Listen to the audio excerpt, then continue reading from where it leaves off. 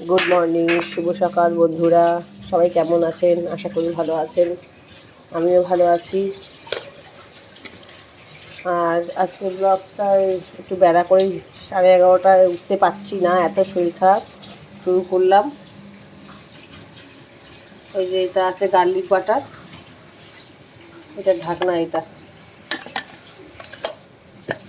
এটা আছে normal butter, এটা ঢাকনা। এটা রান্না হবে পাবদা মাছ।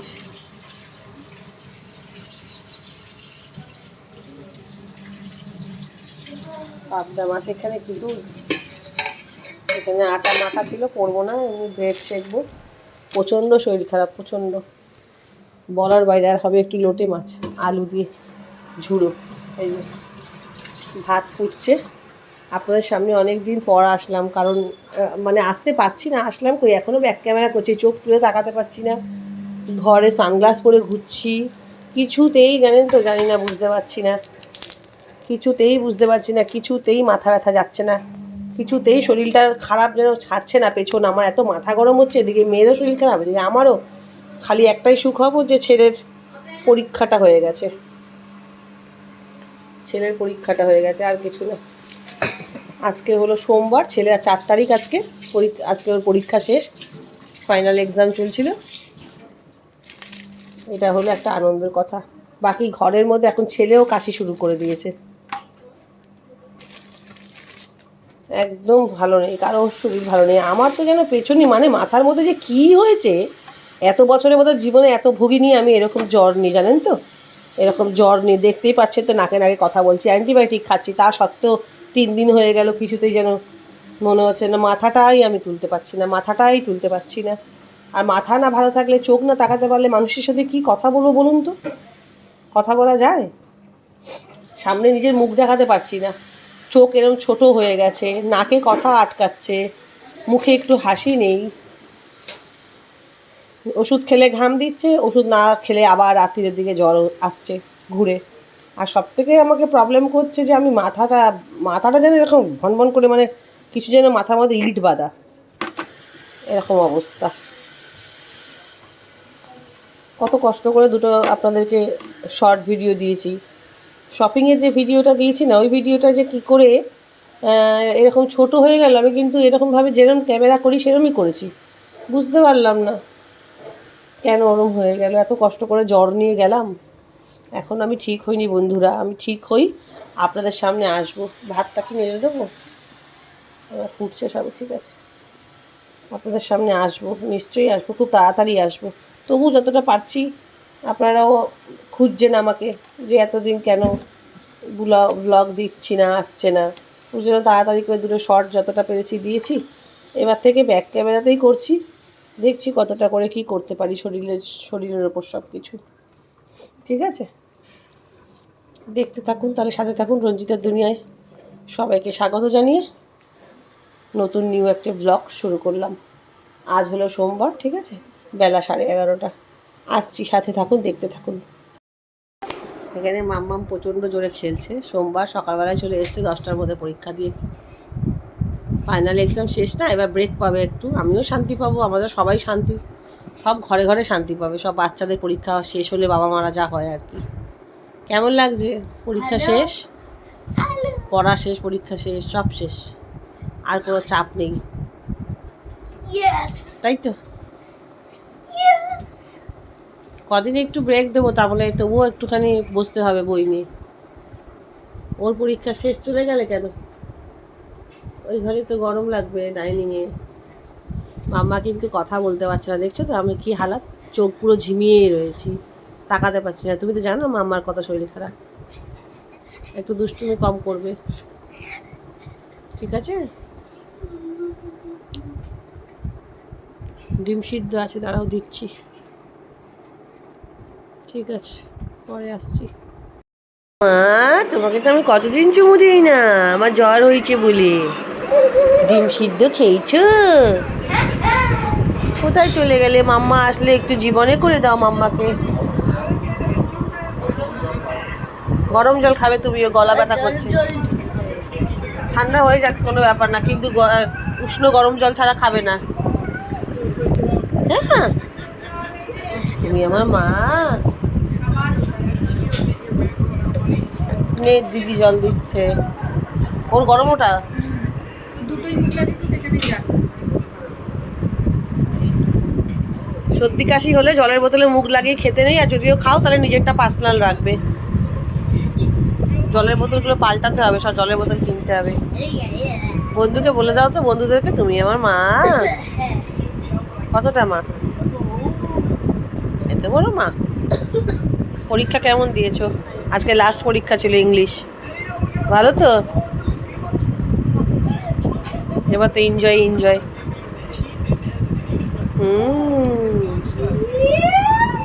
দাঁতগুলো ওরকম পড়ে পড়ে আমার কথা শোনে না।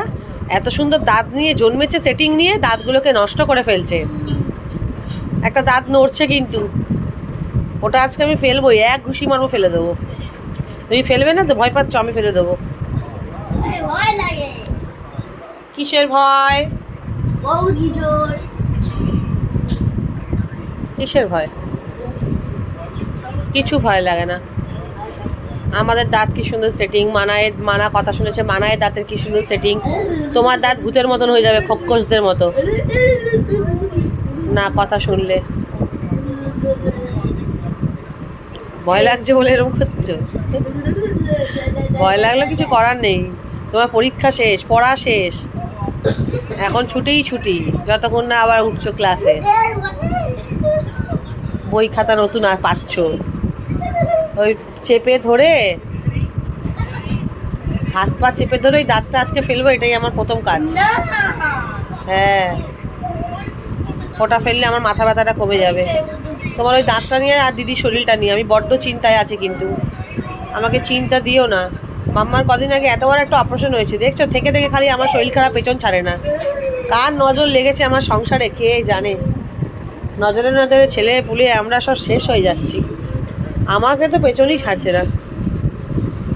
কে হিংসা করে ভাই? হিংসা করো না, হিংসা করতে নেই। কে হিংসা করছে আর কে নজর লাগাচ্ছে ঠাকুর জানে, ভগবান জানে।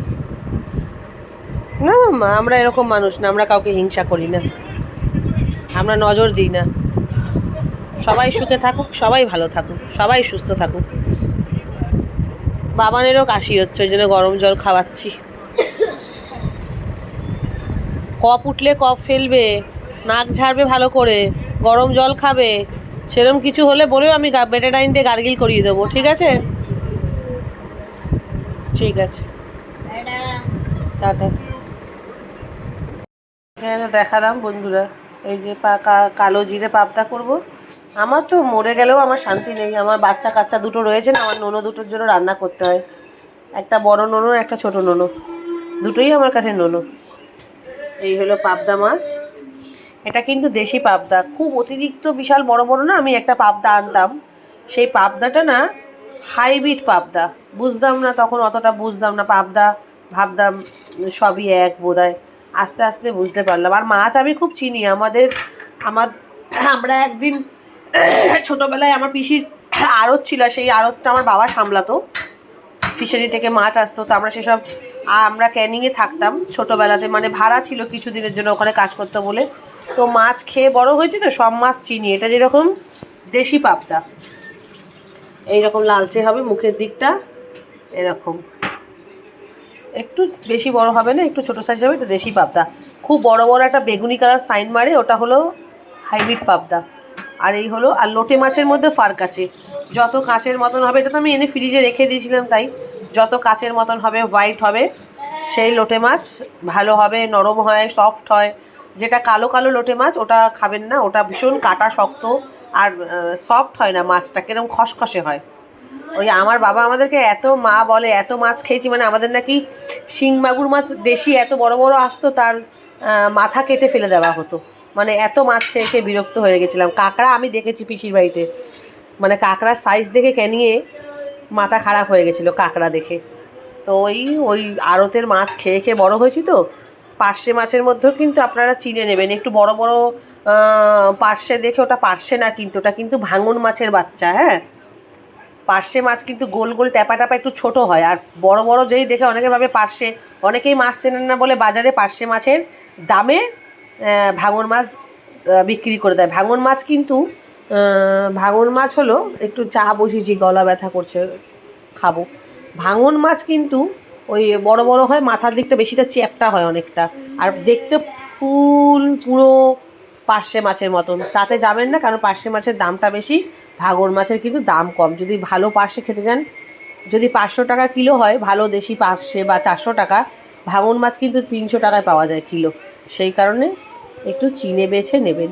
আমরা যা গুলে মাছ খেয়েছি, মানে বলার বাইরে। গুলে মাছ জানেন তো, গুলে মাছ 700-800 টাকা করে কেজি। এখন তো লুপ্ত হয়ে গেছে, পাওয়াই যায় না গুলে মাছ। প্যাকাল মাছ তাও পাওয়া যায়, গুলে মাছ তো পাওয়াই যায় না। আর বললাম না যে বাবা এমন জীবনে কাজ, মানে জীবনে বাবা এখন ওই ফিশারি বা আড়ত ছেড়ে দিয়ে কলকাতায়, আমাদের বাড়ি কলকাতাতে, আমরা আমাদের আদি বাড়ি তো কলকাতা, তো কলকাতাতে আমরা, আমাদের নিজেদের বাড়ি কলকাতা, ওখানে কর্মসূত্রে ক্যানিংয়ে বাবার সাথে থাকা হয়েছিল ছোটোবেলায়। তখন আমরা বোধহয় 2 বোন, খালি আমার দিদি আর আমি। তো সেই কারণে ওখান থেকে তার বাবা চলে এসে ফার্নিচারের বিজনেস করে কলকাতায়, দাদু আমার মায়ের বাবার সাথে। সিংহাসন, আলনা, মিটকেস, শোকেস, এরম টাইপের জিনিস বানানো, সেগুলো বেচা, এইগুলো পলিশ করা, এইসবের কাজ ছিল বাবার। আর বাবা এখন চাকরি করে ওই যেখানে 5 স্টার টাইপের হোটেলের যেসব কাচের বাসন যায়, দামি দামি কাচের বাসন, সেই ফ্যাক্টরিতে বাবা ওখানেই ম্যানেজার পোস্টে, ওখানে দেখভাল পুরো এ করা সব কিছু বাবার ওপরে, ওখানে চাকরি করে বাবা এখন। এখন আর সেই খাটাখাটির বয়সটা বাবার নেই, তো ওই জন্য ওখানে একটু রেস্টের ওপর কাজটা, সেই কারণে। সেটা হলো ওই মেট্রোপলিটন নাকি একটা জায়গার নাম আছে না, ধাবাতে, পাঞ্জাব ধাবার সামনে, ওখানটায়। আর এই বসিয়েছি একটু চা খাবো, আর আপনাদের সাথে একটু বক করছি অনেক দিন পর। ইচ্ছা করলো, খাচ্ছি না, লাল চা খাচ্ছি। লাল চা খাওয়া, চায়ের গন্ধ দারুণ লাগে। লাল চা খাচ্ছি, এই লাল চা খেয়ে, আর গলা ব্যথাটা একটু মিটলো না, গলাটা আমারও খুব টনসিলার ব্যথা, সেই কারণে ভাবলাম একটু দুধ চা খাই। অনেক দিন খাইনি বন্ধুরা, 3-4 দিন খাইনি এই দুধের চা, কারণ কড়া ওষুধ খাচ্ছি তো, ডাবের জল খাচ্ছি। লিভারটা যদি হয়, বেড়ে থাকে, আর লিভারের ফাংশনটা আমার ভালো ছিল না, কন্ডিশনটা, সেই কারণে একটু দুধের চাটা কমই খাই। কম খেতাম একদমই, অপারেশনের পর হঠাৎ করে দুধের চায়ের ওপর নেশা হয়েছে। অপারেশনের আগে কিন্তু আমি লাল চা ছাড়া খেতামই না। ওই জীবনে এক একজনের হয় না, অপারেশনের পর কিছু জিনিস পরিবর্তন আসে। আমি আবার খাওয়ার গিলতে ভয় পাই, সেটাও একটা এসছে আমার শরীরের মধ্যে, জানি না কেন। খাবার চেবাচ্ছি তো গিলতে ভয় লাগে, মানে কি গিলতে গেলেই যেন গলায় আটকে যাবে। এটা নতুন করে একটা হয়েছে উন্নতি, মানে বুঝতে পারছি না কী হলো, কি আমি করছি জীবনে। উন্নতি হচ্ছে আমার শরীরে নতুন যত উল্টো পাল্টা। ঠিক আছে, চাটা খাই। চাটা আপনাদের সাথে খাওয়া দেখাতে পারছি না, চাটা ওর জন্য হচ্ছে সেটা দেখিয়ে দিলাম। ঠিক আছে, ব্লগ একটু এরকম টাইপের যাচ্ছে, ছোট যাচ্ছে কি বড় যাচ্ছে, কিছু মনে করবেন না। আমি ভালো হই, আমি রাস্তায়ও বেরোতে পারবো, আমি সব শপিংয়েও যেতে পারবো, এখানে যেতে পারবো, ওখানে যেতে পারবো, সব জায়গায় যেতে পারবো। দোল আসছে, লাফালাফি, নাচ গানের সমস্ত সুন্দর, মানে ঘরের মধ্যে, ঘরের বাইরে কিছু নয়। ব্লগ দেবো, দোলের ব্লগটা ঘরের মধ্যেই থাকবে, ঘরের বাইরে যাই না আমরা, ছেলেপুলে আমরা কেউ। দেবো ভালো ব্লগ দেবো, একটু ভালো হয়ে নিই, সুস্থ হয়ে নিই। আপনাদের সাথে যদি কথাই না ঠিক করে হাসি মুখে বলতে পারলাম, দূর চোখগুলো ছোট হয়ে আছে, সানগ্লাস পরে ঘুরছি মাইগ্রেনের ব্যথায় ঘরের মধ্যে। চা খেয়ে পরে দেখা হচ্ছে। চলে এসছে দুজনের চা, মানায়ের আর আমার।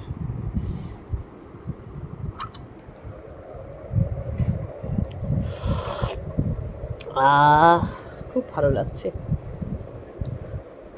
12:30টার সময় চা খাচ্ছি বন্ধুরা, মানে এতটাই শরীরটা খারাপ লাগছে, গলা ব্যথা করছে। ভালো হয়নি, খুব শীঘ্রই সামনে আসবো, কথা বলবো, হাসি মজা হবে, ভালো ভিডিও পাবেন, সব হবে।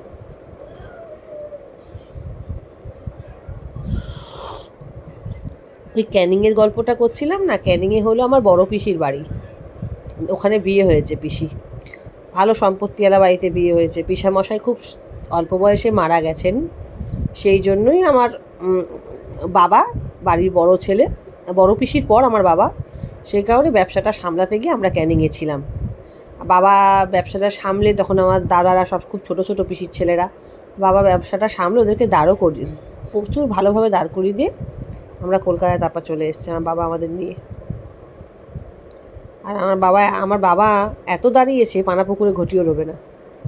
বাবা সবাইকে দাঁড় করিয়েছে, নিজে এত দাঁড়িয়ে সবাইকে দাঁড় করিয়ে নিজে এতটা দাঁড়িয়েছে না যে ওনার পানাপুকুরে এখন ঘটি রবে না। উনি এমনই একটা মানুষ যে কারো কথা শুনতে চায় না। ওনাকে সবাই কাজে লাগিয়ে বেরিয়ে যায়, সবাই কাঁধে বন্দুক রেখে চালায়। এই কথাগুলো আমরা বলতে পারি না, ছোটোবেলা থেকে কখনোই ওনার সামনে বলিনি। আজও বিয়ে হয়ে 2 বাচ্চার মা হয়ে গেছে, সামনে বলতে পারি না। বলতে গেলেই ছোটোবেলায় এমন মার খেয়েছি, বাবারে বাবা, জীবনে ওরকম কখনো মেয়ে সন্তানরা মার খায় না। ভয়ঙ্কর শাসন ছিল বাবার। ও কোনো দিন বাবা লক্ষ লক্ষ টাকা কোটি কোটি টাকা ঘেটেছে, কখনো একটা টাকাও এদিক ওদিক করেনি। বাবার থেকেই শেখা। Money loss, something loss, character loss, everything loss না, বাবার থেকে শেখা। বাবা মার থেকে তো সন্তানরা শিক্ষা পায়।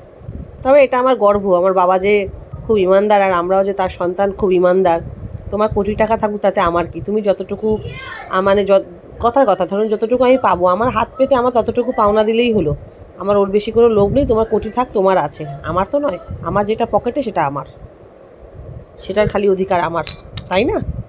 মানুষের জিনিসের প্রতি লোভ না করাটা একেবারে উচিত, মানে ভালো, একেবারে উচিত না মানুষের ওপর।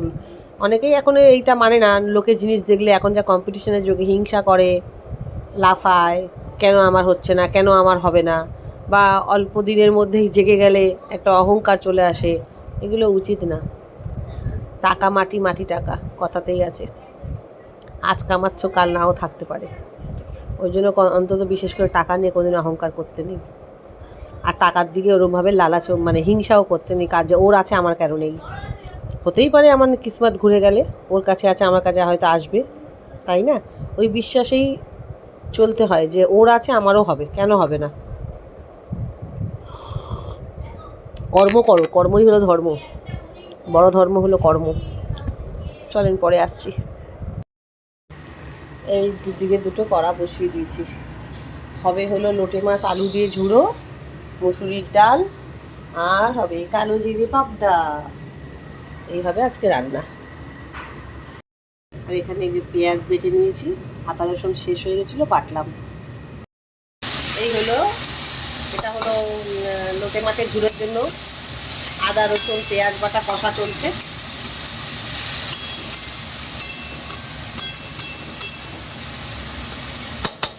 আর এদিকে চলছে কালো জিরে পাবদার মশলা।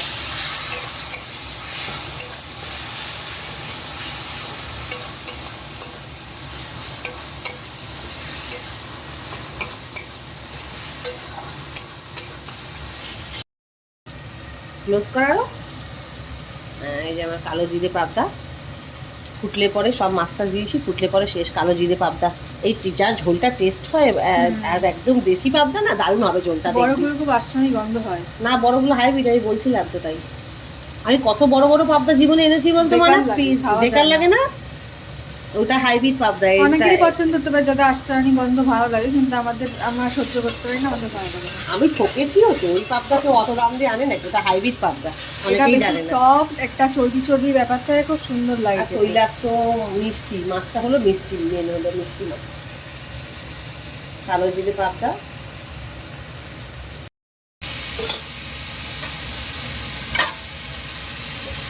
এখানে লোটে মাছের ঝুড়ো, আলু কষা চলছে। বন্ধুরা আমার এই যে কালো জিরে পাবদা রেডি।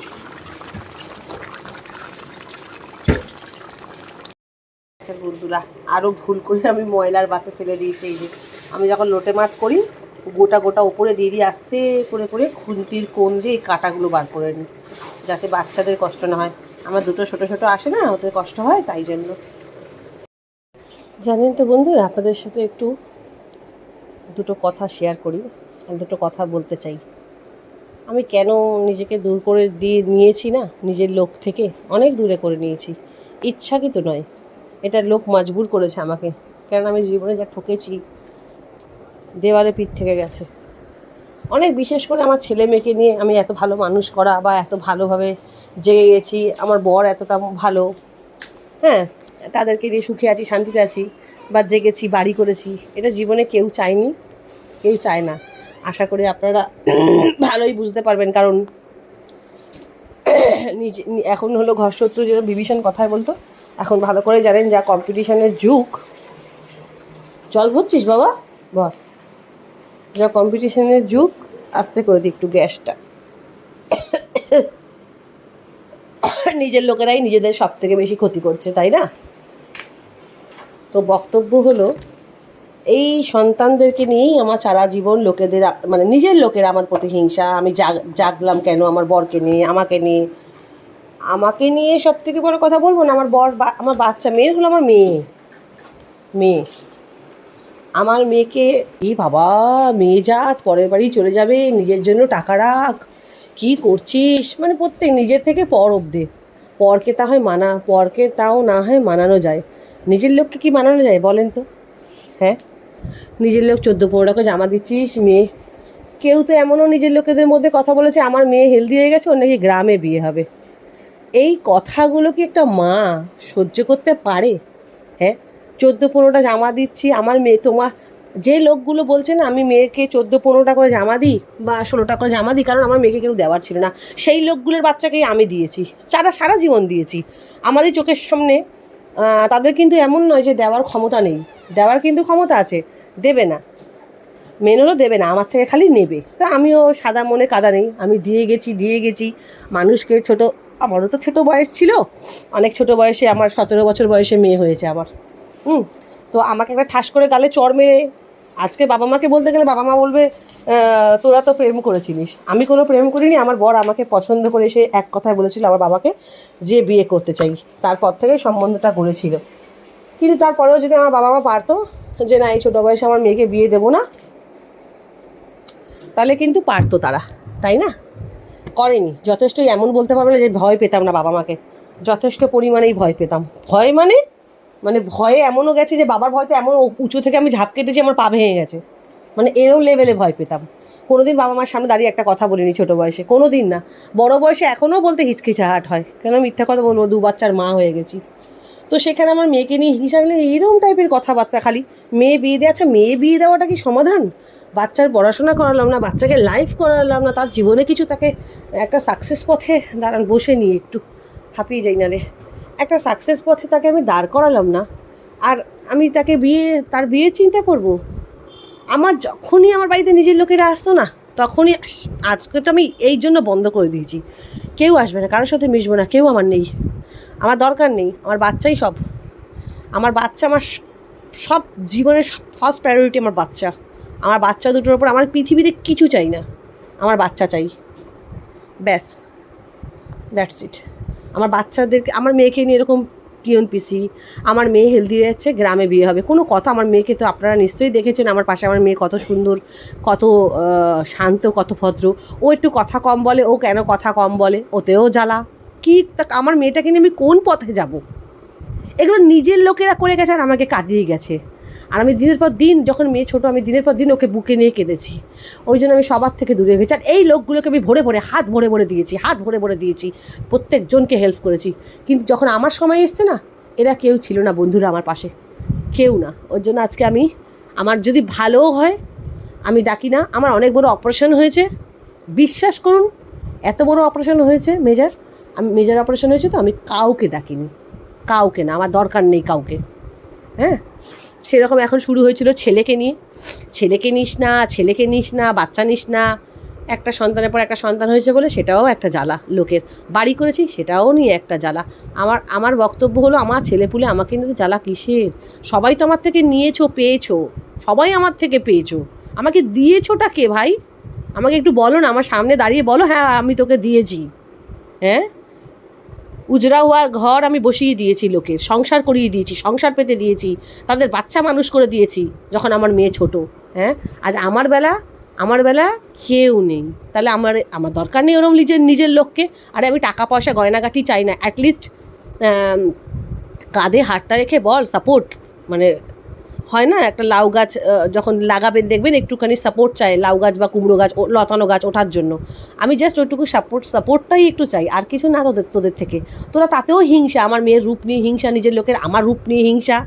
হ্যাঁ, এরকম অনেক আমিও জ্বলে এসেছি এই রূপ নিয়ে আমার মেয়েকেও জ্বলতে হচ্ছে। তো আমার মেয়ের প্রতি যে হিংসা করবে তার সাথে আমার কোনো সম্পর্ক নেই, কোনো না। মেয়ে বলুন ছেলে বলুন, আমার ছেলে এত সুন্দর কথা বলে সেটা নিয়েও জ্বালা আমার লোকের, এত সুন্দর। হ্যাঁ, আমরা নিজেকে সুন্দর বলি না। আমার যখন ছেলে জন্ম হয়েছিল না বন্ধুরা, আমাকে আজ থেকে 9 বছর 9 পড়বে বাবা এবারে, তো আজ থেকে ধরুন 9 বছর আগে আমাকে বলেছিল ছেলে তো সিস্টার দিদিরা বলছে, কারণ ওরা তো বাচ্চা কাচ্চা ওরা যখন হাতে করে ওরা জন্ম দেয় না, মানে ওদের ঘেটে অভ্যস্ত, ওরা ওই লাইনে থাকে, ওরা বুঝে যায় যে কোন বাচ্চাটা কোন টেক্সচারের কেমন দেখতে হবে। তারা বাবা মাকে দেখেই আমাকে বলতো মা হিরোইন, ছেলে হয়েছে উত্তম কুমার। হ্যাঁ, কোন রেস্টুরেন্টে পার্টি দেবেন, তা আমি তো বলিনি আমার ছেলে সুন্দর, ওরা তো সবাই তো বর্ন বেবি, আমি কি বুঝবো কেমন দেখতে হবে না হবে। কনফিডেন্স তো মনের মধ্যে আমার থাকেই যে আমরা কেমন দেখতে আমাদের বাচ্চারা সেভাবেই দেবে, তবুও হ্যাঁ। তো সেটা যে আমার বাচ্চা এত সুন্দর কথা বলে আমার ছেলে এত ইন্টেলিজেন্ট বলে, সেটা নিয়েও লোকের হিংসা। আমি তো ওটাই আমার যুদ্ধ, আমি 2 ছেলে মেয়েকে তৈরি করে দেখিয়ে দেবো আমার মেয়ে কেমন, আমার ছেলে কেমন তৈরি হয়েছে। একদিন মানুষ বুঝবে আমি মেয়ে বিয়ে দেবো না, কার কি যায় আসে, তোদের থরি খাচ্ছে, খায় তো আমার ঘরে থাকে, আমি কোনোদিন মেয়েকে বিয়ে দেবো না, এনি প্রবলেম, গেট আউট, আমি বলে দেবো। জানেন তো আমি ওই যে কথায় বলে না, একটা কথাতে আছে ফিল্মি ডায়লগ, বাট ওটা বাস্তব থেকেই ফিল্ম হয়, ফিল্ম থেকে কোনোদিন বাস্তব হয় না, বাস্তব ওটাকেই ঘুরিয়ে পেঁচিয়ে ফিল্মে তুলে ধরে। তো ওই কথাতে আছে মুঝে তো আপনों ने लूटा गैरों में कहा दम था, मेरी तो कश्ती वहाँ डूबी जहाँ पानी कम था। তো আমার লাইফটা সেটাই ঘটেছে, বুঝতে পারলেন তো। আমার লাইফটা এই যে আমার এত বাড়াবাড়ি হয়, আমার ছেলে আমার মেয়ের, আমি কাউকে খবর দিই না, কিচ্ছু না। কারণ যখনই কেউ এসছে হাত ভরে নেওয়ার ধান্দা করেছে, কেউ দেওয়ার ধান্দা করে না। আর আমার আমার আমার কাল লাগেনি, আমার আজ কি লাগবে ভাই। আমার তো কাল বাড়ি ছিল না, শ্বশুরবাড়ি ছেড়ে এসে, শ্বশুরবাড়িও নিজের সেটাও ছেড়ে এসে ভাড়া থাকতাম। তো আমার কাল লাগেনি, যখন আমি আজ বাড়ি করেছি আমার কাউকে লাগবে না। আমার ডাল ভাতকে ঠাকুর দিন কাটিয়ে দেবে। আমার কোনো অট্টালিকা চাই না, কেন আমি হীরের মধ্যে শোয়া নেই, আমি সব দেখে নিয়েছি জীবনে, প্রচুর সুখ, আমার আর কোনো সুখ লাগে না। মামা কই তুমি? মেয়ের একটা শরীর খারাপ হবে, মেয়েকে নিয়েও যদি কারোর সাথে কথা, আমি এত ঠকেছি না, ধরুন কেন আলোচনা করতে যাব, ওই তো ওই হয়েছে, মানে নেগেটিভই কথা, এমন নেগেটিভ কথা আমাকে বলবে না, পুরো আমার মাথাটাকে মানে পুরো খারাপ করে দেবে। আমার দরকার নেই ভাই, আমার 4টে মানুষের সংসার, আমার খুব হ্যাপি পরিবার, আমি ডাল খাই ভাত খাই, আমি না খেয়ে থাকবো, তবু কারো দরজায় যাব না ভাই, সোজা কথা। কার বাপের কি, আমার খাসি, আমি যে পাশ দিয়ে কাটবো আমার খুশি, তাই না? আপনারাও বলবেন, কমেন্ট করবেন, কার কার জীবনে এরকম নিজের লোকেরা ক্ষতি করে, বা নিজের লোকেরা শত্রু, বা নিজের লোকেরা হিংসা করে। তাও তো আমি অনেক কথা আপনাদেরকে খুলে বলতে পারছি না, যদি খুলে বলি না আপনাদের চোখ দিয়ে জল পড়বে না, রক্ত পড়বে, অশ্রু ঝরবে না, রক্ত পড়বে, রক্ত। এতটাই কষ্ট আমার বুকে, এতটাই বেদনা এই বাচ্চাগুলোর আমার সাথে যা হয়েছে, জানেন তো। ওই জন্য সব ছেড়ে দিয়েছি, আর দরকার নেই, আমার খুব সুখের লাইফ, কেন আমি যাব ফালতু করতে। চলুন, আপনাদেরকে আশা করি বোরিং করলাম না, কিছু বুকের যন্ত্রণা, কিছু বুকের কষ্ট আপনাদের সাথে শেয়ার করলাম। দূর থেকে বলে না হার চামাকতে আসছি সোনা নেই হতা, ওটাই বলি। আমি এমনিই দুঃখী মানুষ, আমাকে আর কেউ দুঃখ দিয়েন না, এটাই আমার রিকোয়েস্ট সবার কাছে। ব্লগ দেখুন, চেষ্টা করছি দেওয়ার, ভালো ভালো দেওয়ার, এটা আমার একটা লাইফ, আমার বাচ্চাদের জন্য আমি বেছে নিয়েছি, যাতে ওদেরকে 2 পয়সা দিয়ে আমি সুখী মানে সুখ দিতে পারি আমার বাচ্চা দুটোকে, সেই জন্য। আর আমিও লাইফে অনেক কষ্ট করেছি, তো আমিও নিজে অনেক কষ্ট করেছি, অনেক সুখও যে আমি নিজের আমার বর আমার বাচ্চা, আমরা নিজের কর্মতে আমরা সুখী হয়েছি, কেউ আমাদেরকে সুখী করেনি। কিন্তু কথা হচ্ছে যে এখন যখন আমি সুখের লাইফ দেখেছি, বাড়িঘর করেছি, ওই সুখের জায়গায় এসে ভাই কেউ দুঃখ দেবে, তানা শোনাবে, কথা পিন মেরে বলবে না, বুঝেছেন? এমনও দিন গেছে লকডাউনে লোকে সংসার চালিয়েছি, বারবারই বলছি একটা কথা, আবার লোকে মাস্ক বিক্রি করছে মুখের ঘরে বানিয়ে, তার বিক্রি হচ্ছে না, তার সংসার চলছে না, আমি পুরো মাস্ক ব্যাগ ধরে কিনে নিয়েছি, এরমও দিন গেছে লকডাউনে, ঠিক আছে? তো ওই হলো কথা। চলুন, আর বলবো না কিছু, আস্তে আস্তে ব্লগে থাকুন, জীবনে যদি সেরকম দিন আসে সবটা পুরো আপনাদের কাছে তুলে ধরবো, সেদিন বুঝতে পারবেন আমার জীবন কাহিনীটা কতটা কষ্টের, কতটা দুঃখের। আর আমার এখন দুঃখ নেই, কোনো দুঃখের ছিল, এখন আমি জোর করে খামচে সুখ আনবো আমার বাচ্চাদের জন্য, আর থার্ড পার্সেন্ট কোনো নেগেটিভ পার্সেন্টকে এই 4টে মানুষের মাঝখানে ঢুকতে দেবো না। যে নেগেটিভ পার্সেন্ট, যা গেট আউট, তোমার অট্টালিকা তোমার কাছে রাখো, একদম গেট আউট আমাদের লাইফ থেকে, এরকম বলবো। বুঝেছেন তো? চলুন পরে আসছি, অনেকটা বড় হয়ে যাবে ব্লগ। আর আশা করি প্লিজ আপনারা আমাকে সাপোর্ট করুন, আমার পাশে থাকুন, বারবারই বলছি। আর আপনারা আছেন আমার পাশে, আমি দেখতে পাচ্ছি আছেন। আমার ছেলেপুলেকে আমাকে ভালোবাসা দিচ্ছেন, আমার ভালো ভালো কমেন্ট আসছে, তো থ্যাংক ইউ সো মাচ। ঠিক আছে, এরকম করে ব্লগ ছাড়ছি, কিছু মনে করেন না। আবার আমি ভালো ভালো সামনে এসে আপনাদের সামনে ব্লগ দেবো। শরীর খারাপ বলে ভুল একটু ক্ষমা করবেন, ঠিক আছে? চলুন। ছেলে গেছে চুল কাটতে, ওর বাবা আরও। এই যে আজকে পরীক্ষা শেষ হলো না, আমারও শান্তি। এই যে এটা আমার ফাইনাল মাছের লুক, কালো জিরে পাবদা। আর এটা একটু শুকাবে। এই হলো লোটে মাছের ঝুড়ো আলু দিয়ে। আর কালকে তাদের খাসির মাংস রয়ে গেছে, আর করবো এই যে পেঁপে দিয়ে ডাল। তা ব্লগটা এখানেই শেষ করে দিচ্ছি বন্ধুরা, ভালোভাবে দেখাবো ওখানে, ঠিক আছে? ভালোভাবে ভালো ভালো ব্লগ নিয়ে আসবো, সুস্থ হই আমি। সাথে থাকবেন প্লিজ, আমায় সাপোর্ট করবেন, subscribe me, please follow me.